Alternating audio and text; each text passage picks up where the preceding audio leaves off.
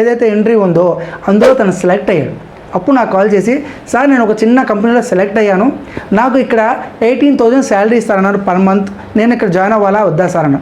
ముందు జాయిన్ అయిపో, ఎందుకంటే ఆ కంపెనీకి వెళ్ళిన కంపెనీ రూల్స్ రెగ్యులేషన్స్ నీకు తెలుస్తాయి, అసలు వర్క్ ఏంటో తెలుస్తుంది, నీ పక్కన ఉన్న ఎంప్లాయీస్ ఏంటి, వాళ్ళు ఎలా జాబ్ చేస్తున్నారు, వాళ్ళ కమ్యూనికేషన్ ఏంటి, వాళ్ళతో నువ్వు ఇంటరాక్ట్ అయితే నీకు సబ్జెక్ట్ డెవలప్ అవుతుంది అని చెప్పి.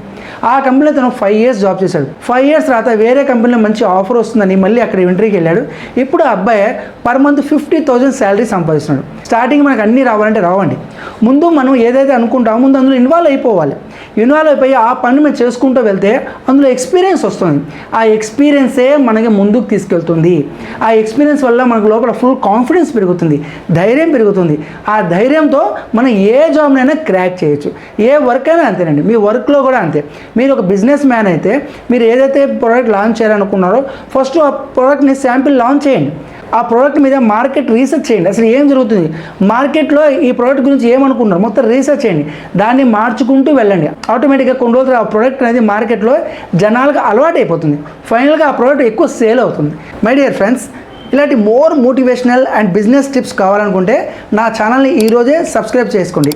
Thank you for watching my video. Thank you. All the best. Take care. Bye bye.